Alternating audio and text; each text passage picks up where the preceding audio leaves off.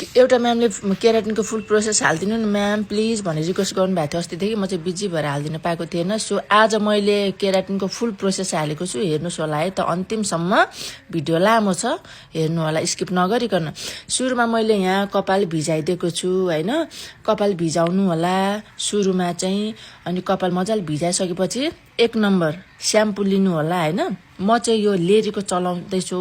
keratin अरू कम्पनीको पनि छ मसँग हैन तर सबै कम्पनीको एकदमै राम्रो महँगै छ मैले चलाएको चाहिँ 15000 18000 कै छ हैन अनि यो पनि महँगै छ र सुरुमा कपाल भिजाएर स्याम्पु लगाइदिएको छु हेर्न सक्नुहुन्छ है राम्रोसँग हेर्नु होला है त अनि स्याम्पु लगाइदिए स्याम्पु लगाइदिएर 10-15 मिनेटसम्म चलाउने फिज आउने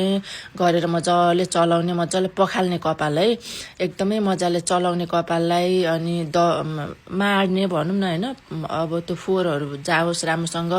अनि फिज मजाले गज गज गज गज गज निकाल्ने 10-15 मिनेटसम्म यसरी नै गज गज फिज निकालेर अनि पखालिदिने है अनि फिज मजाले निस्किनु पर्छ र मजाले अनि अब फोरहरु छ भने जान्छ हैन अनि स्याम्पुले मजाले मिचेर फिज मजाले निस्किसकेपछि 10-15 मिनेटमा अनि पखालिदिने है अब मजाले पखालिदिने अनि मैले मजाले पखालिदिएको छु हेर्नुस् र पखालिसकेपछि यो चाहिँ धेरै दिदीबहिनीहरुलाई काम लाग्छ है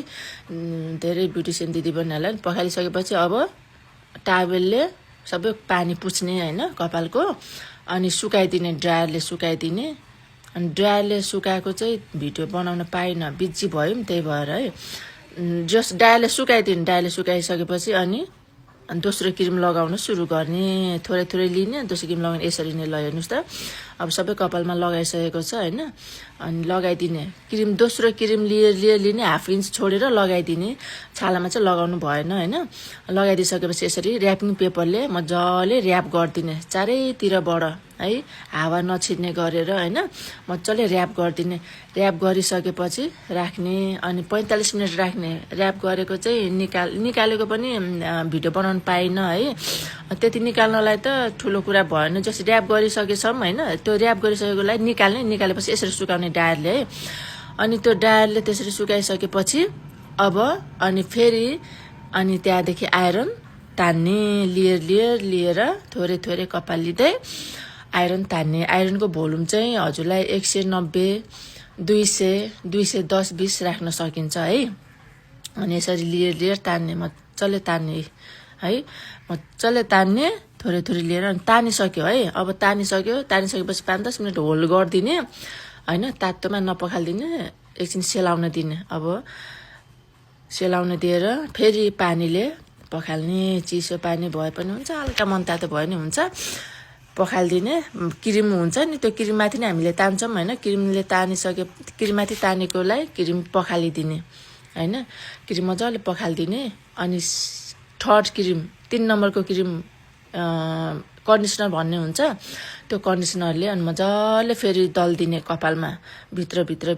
हैन सबैतिर लाग्ने गरेर मजाले चिप्लो हुन्छ जबसम्म कपालले क्रिम सोच्दैन कपालमा चिप्लो आउँदैन तबसम्म चाहिँ मजाले खेलाउने एकदमै खेलाउने क्रिम र कपाललाई अनि त्यहाँदेखि अनि फेरि पखालिदिने पखाल्दाखेरि चाहिँ चिप्लो सबै नफालिदिने चिप्लो छोड्दिने क्रिम र फिज चाहिँ फाल्दिने अनि त्यसपछि ड्रायरले सुकाइदिने फेरि